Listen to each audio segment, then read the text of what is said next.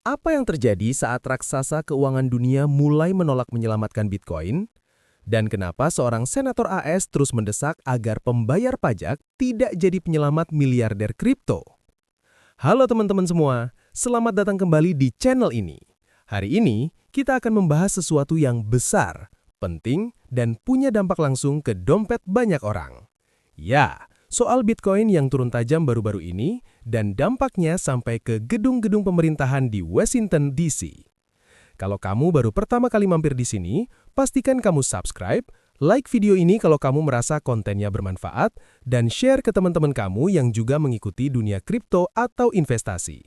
Karena percayalah, pembahasan kita kali ini bukan sekedar angka, ini tentang kebijakan terbesar di pasar global. Apa yang terjadi dengan Bitcoin? Bitcoin, aset kripto paling terkenal di dunia, dulu naik luar biasa tinggi. Pada 6 Oktober 2025, Bitcoin sempat mencatat harga tertinggi sepanjang masa di sekitar 126.272,76 sen, angka yang belum pernah terlihat sebelumnya dan menunjukkan optimisme besar di pasar investasi global. Namun, dalam beberapa bulan berikutnya, cerita itu berubah drastis. Menjelang awal Februari 2026, Bitcoin turun di bawah $75.000, bahkan mencapai level rendah sekitar $69.880 pada 5 Februari 2026. Itu adalah turun hampir 45% dari puncak tertinggi hanya beberapa bulan sebelumnya, menandakan tekanan yang berat bagi banyak investor dan pelaku pasar. Dan tekanan itu tidak berhenti. Di pertengahan Februari 2026, Bitcoin bergerak mendekati level $62.900, mencerminkan sentimen pasar yang semakin memilih aset lebih aman dan menjauhi risiko besar. Secara teknikal, level-level penting ini bukan hanya angka belaka, mereka adalah batas psikologis yang diperhatikan trader dan investor di seluruh dunia. $100.000, level psikologis besar yang pernah ditembus tetapi kemudian dibuang oleh tekanan jual. $75.000 hingga $70.000, area support kritis yang sempat diuji berkali-kali. $65.000 hingga $63.000, level yang menunjukkan bahwa pasar sedang mengalami perubahan sentimen yang nyata. Ketika Bitcoin turun di bawah level psikologis yang signifikan seperti $70.000, banyak investor mulai bertanya, apakah ini hanya koreksi biasa atau tanda bahwa pasar yang lebih besar sedang bergejolak? Pertanyaan itu bukan sekedar spekulasi, itu mencerminkan sentimen risk-off yang sedang merebak.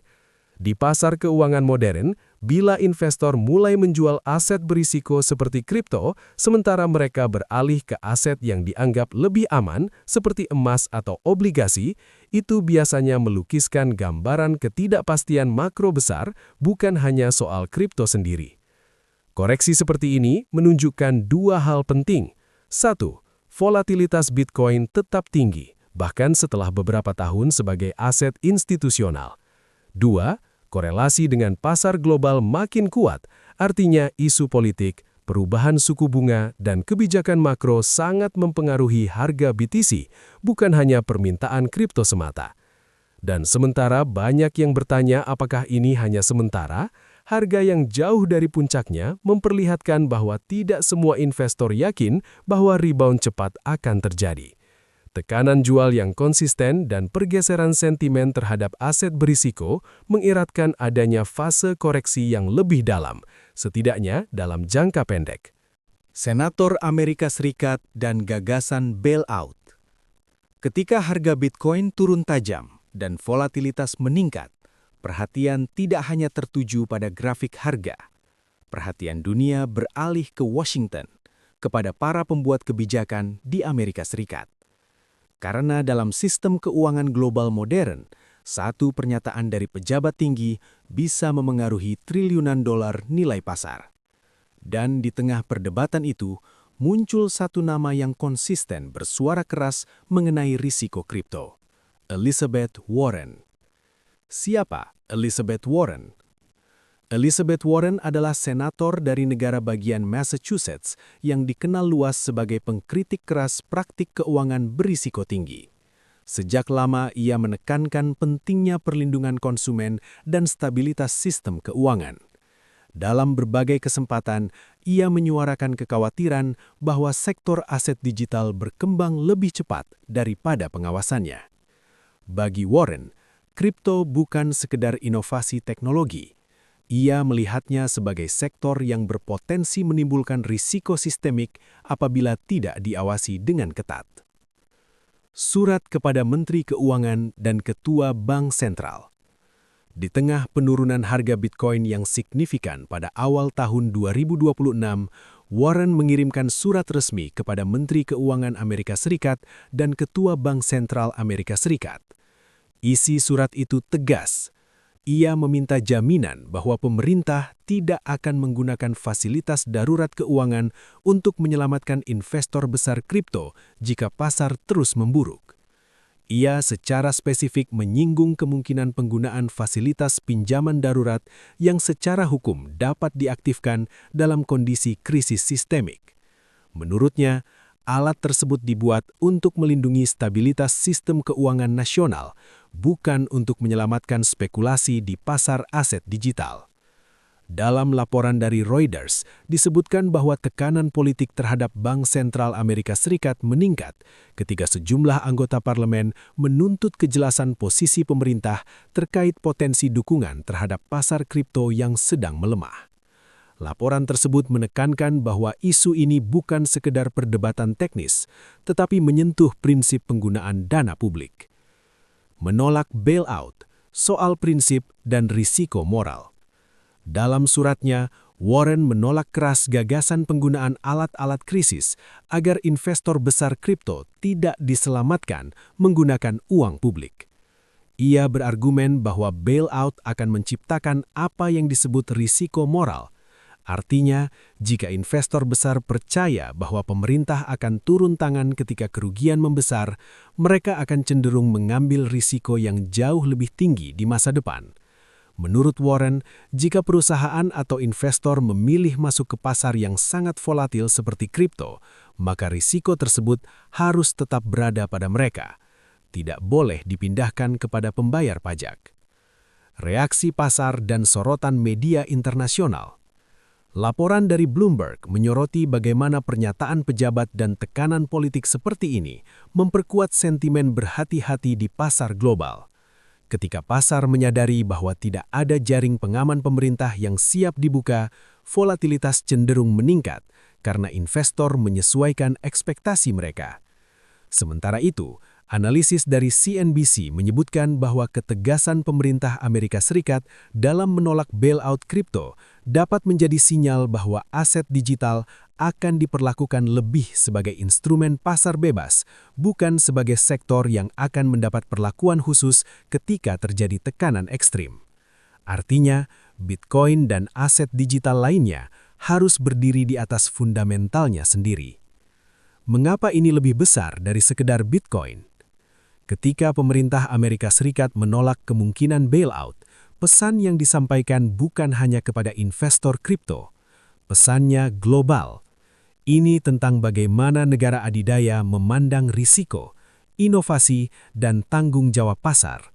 Jika dalam krisis keuangan 2008, pemerintah menyelamatkan lembaga perbankan besar untuk mencegah keruntuhan sistem, maka dalam kasus kripto ini, nada yang terdengar berbeda. Tidak ada komitmen untuk menjadi penyelamat terakhir. Dan disinilah pasar mulai berubah. Karena ketika harapan akan intervensi negara memudar, harga tidak lagi bergerak karena optimisme dukungan kebijakan, tetapi karena kekuatan permintaan dan penawaran yang murni. Dan itu membuat setiap investor harus berpikir lebih matang. Apakah mereka siap menghadapi pasar tanpa bantalan pemerintah? Kenapa ini penting untuk kamu? Sekarang pertanyaannya bukan lagi, apa yang terjadi dengan Bitcoin? Pertanyaan yang lebih penting adalah, apa artinya untuk kamu? Karena pada akhirnya, yang terdampak bukan hanya perusahaan besar atau miliarder kripto. Yang terdampak adalah investor retail, kita semua. Implikasi bagi investor retail, Ketika pemerintah Amerika Serikat memberi sinyal bahwa tidak akan ada bailout untuk kripto, itu mengirim pesan yang sangat jelas. Pasar ini adalah pasar bebas. Resikonya nyata, dan tidak ada jaring pengaman otomatis. Bagi investor retail, ini berarti beberapa hal penting. 1. Volatilitas akan tetap tinggi. Tanpa ekspektasi dukungan pemerintah, setiap sentimen negatif bisa mempercepat penurunan harga. 2. Manajemen risiko menjadi mutlak. Tidak bisa lagi hanya mengandalkan harapan bahwa jika terlalu besar untuk gagal, pasti akan diselamatkan. 3. Keputusan investasi harus berbasis strategi, bukan emosi. Karena ketika harga turun tajam, kepanikan adalah musuh terbesar investor kecil. Dalam laporan dari Bloomberg, analis menyebut bahwa pasar kripto semakin diperlakukan sebagai aset berisiko tinggi lainnya, sekelas saham teknologi spekulatif, bukan sebagai instrumen yang memiliki perlakuan khusus dalam kebijakan krisis. Artinya, investor retail harus mulai melihat kripto sebagai bagian dari portofolio berisiko, bukan sebagai aset yang akan selalu ditopang ketika jatuh. Kenapa pemerintah tidak mau bailout? Ini bukan sekedar sikap keras kepala, ada alasan struktural di baliknya. Pertama, masalah preseden. Jika pemerintah menyelamatkan investor kripto hari ini, maka pesan yang dikirim adalah ambil risiko sebesar mungkin, negara akan menolong. Kedua, risiko moral. Konsep ini sederhana. Jika seseorang tahu bahwa kerugiannya akan ditanggung orang lain, ia cenderung mengambil risiko lebih besar. Ketiga, prioritas sistemik stabilitas. Berbeda dengan perbankan tradisional yang terhubung langsung dengan sistem pembayaran nasional, kripto, meskipun besar, masih dianggap terpisah dari inti sistem keuangan arus utama. Dalam liputan Reuters, sejumlah ekonom menyebut bahwa pemerintah lebih fokus menjaga stabilitas bank tradisional dan likuiditas dolar Amerika Serikat, bukan menstabilkan harga aset digital yang sifatnya spekulatif. Artinya, bank menyentuh kehidupan sehari-hari masyarakat luas. Bitcoin masih dianggap sebagai pilihan investasi. Bailout versus regulasi, dua hal yang berbeda. Ini bagian yang sering disalahpahami. Bailout berarti pemerintah menggunakan dana publik atau fasilitas darurat untuk menyelamatkan entitas yang gagal agar tidak runtuh.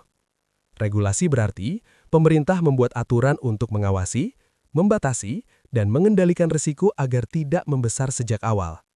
Jadi ketika senator seperti Elizabeth Warren menolak bailout, itu bukan berarti menolak keberadaan kripto sepenuhnya. Itu berarti menolak penggunaan dana publik untuk menanggung kerugian privat.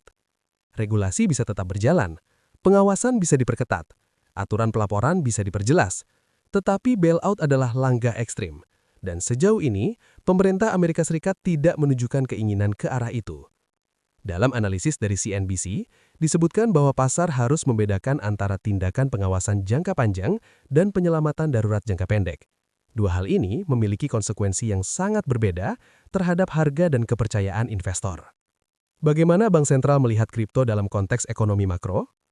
Bank Sentral Amerika Serikat melihat ekonomi melalui lensa yang lebih besar.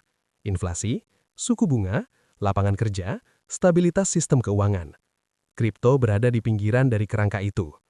Ketika inflasi tinggi, Bank Sentral menaikkan suku bunga. Ketika suku bunga naik, likuiditas mengetat. Ketika likuiditas mengetat, aset berisiko seperti kripto biasanya tertekan. Ini bukan teori. Ini pola yang berulang. Bloomberg dalam beberapa laporan pasar global menekankan bahwa pergerakan Bitcoin semakin sensitif terhadap kebijakan suku bunga dan arus likuiditas global. Artinya, Bitcoin kini tidak berdiri sendiri. Ia bergerak bersama dinamika makro yang lebih luas.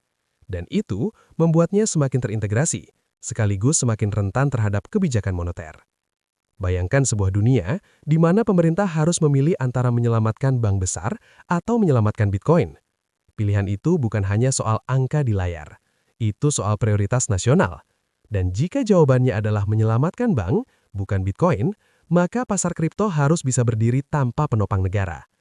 Keputusan seperti ini benar-benar bisa mengubah cara pasar bekerja. Karena ketika pasar tahu tidak ada hangan negara di belakang layar, harga menjadi lebih jujur, tetapi juga lebih keras. Bagi investor retail, pesan terpenting adalah ini. Jangan berinvestasi dengan asumsi akan ada penyelamatan. Pahami bahwa volatilitas adalah bagian dari permainan. Lihat kripto sebagai aset berisiko dalam ekosistem makro global. Pasar yang matang adalah pasar yang tidak bergantung pada bailout. Dan sekarang, Kita sedang melihat apakah pasar kripto benar-benar siap untuk fase itu. Perspektif analis dan media internasional. Sekarang, mari kita angkat pandangan lebih tinggi. Bukan lagi dari sisi politik semata, bukan juga dari sudut investor retail, tetapi dari perspektif analis global dan media keuangan internasional. Karena, untuk memahami arah Bitcoin ke depan, kita harus melihat bagaimana dunia membacanya. Bloomberg, kripto dalam arus besar ekonomi global. Menurut laporan dari Bloomberg, volatilitas Bitcoin tidak lagi bisa dipisahkan dari kebijakan moneter global. Bitcoin hari ini bergerak dalam ritme yang sama dengan perubahan suku bunga Bank Sentral Amerika Serikat, arus likuiditas global, kekuatan dolar Amerika Serikat, dan sentimen resiko pasar saham teknologi. Dalam beberapa analisis pasar, Bloomberg menyoroti bahwa ketika suku bunga tinggi dan likuiditas mengetat, investor cenderung mengurangi exposure pada aset spekulatif. Dan Bitcoin termasuk dalam kategori itu. Artinya, penurunan harga bukan sekedar akibat sentimen kripto. Ia mencerminkan perubahan besar dalam kondisi finansial global. Seperti yang disampaikan oleh sejumlah analis kepada Bloomberg, volatilitas Bitcoin kini bukan hanya soal kripto, tetapi soal kepercayaan terhadap mekanisme pasar dan arah kebijakan moneter dunia. Dan ini penting, karena jika kepercayaan terhadap arah kebijakan melemah, aset yang paling sensitif terhadap likuiditas akan lebih dulu terpukul. Media Reuters, tekanan politik dan efeknya ke pasar. Liputan dari Reuters menunjukkan bahwa reaksi pasar terhadap tekanan politik cukup nyata. Ketika pejabat pemerintah menyatakan secara terbuka bahwa tidak ada bailout yang akan diberikan, pasar membaca itu sebagai penghilangan opsi penyelamatan. Dan dalam pasar modern, ekspektasi seringkali sama kuatnya dengan realitas. Beberapa analis yang diwawancarai Reuters menyebut bahwa penolakan bailout mempercepat koreksi karena pelaku pasar tidak lagi mengandalkan kemungkinan dukungan darurat. Ini menciptakan fase yang disebut sebagai price discovery murni. Harga bergerak berdasarkan fundamental dan sentimen real, bukan berdasarkan spekulasi intervensi negara. Bagi sebagian analis, ini sehat dalam jangka panjang. Namun dalam jangka pendek, ini berarti volatilitas yang lebih tajam. Buku Financial Times, sementara atau struktural. Pandangan yang lebih mendalam datang dari Financial Times. Beberapa ekonom yang diwawancarai mempertanyakan, apakah penurunan ini hanya siklus biasa atau sinyal bahwa fase pertumbuhan eksponensial kripto telah memasuki tahap yang lebih matang? Ada dua kubu besar dalam analisis ini. Kubu pertama mengatakan bahwa koreksi ini bersifat siklus. Setiap fase kenaikan ekstrim selalu diikuti fase pendinginan. Dan Bitcoin telah melalui siklus seperti ini sebelumnya. Kubu kedua melihat perubahan struktural.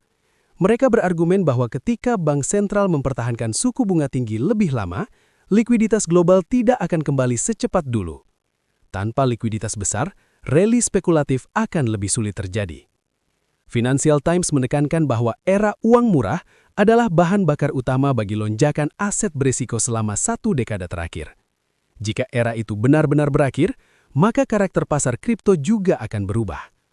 Analisis ekonomi yang lebih luas. Wawancara analis di Wall Street Journal menyoroti sisi lain, psikologi pasar. Beberapa ekonom menyatakan bahwa pasar kripto sedang diuji, bukan hanya dari sisi harga, tetapi dari sisi legitimasi sebagai kelas aset. Pertanyaan besar yang muncul adalah, apakah Bitcoin akan dipandang sebagai lindung nilai terhadap inflasi, ataukah tetap dianggap sebagai aset spekulatif berisiko tinggi? Dalam wawancara tersebut, sejumlah analis menyebut bahwa korelasi Bitcoin dengan saham teknologi menunjukkan bahwa investor masih memperlakukannya sebagai aset berisiko, bukan sebagai penyimpan nilai stabil. Dan selama persepsi itu belum berubah, setiap pengetatan kebijakan moneter akan berdampak signifikan terhadap harga. Membaca data dan tren besar. Jika kita melihat grafik jangka panjang, ada beberapa pola yang tidak bisa diabaikan. 1. Setiap rally besar Bitcoin didorong oleh likuiditas global yang melimpah. 2.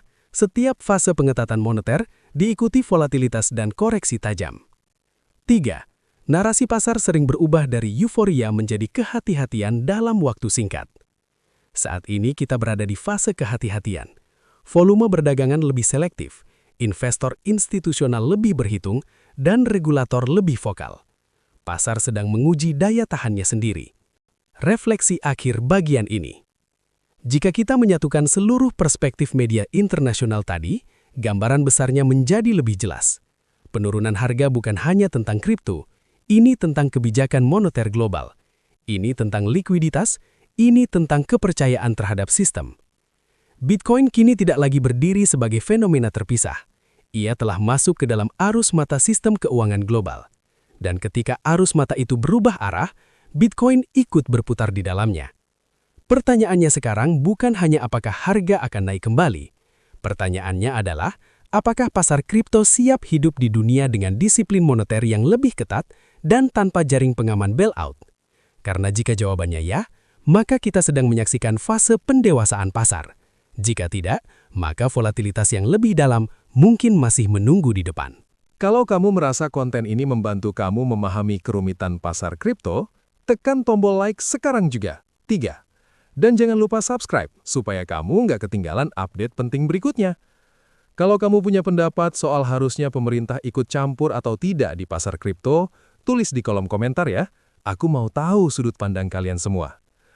Teman-teman semua, sebelum kita tutup, aku mau tanya nih.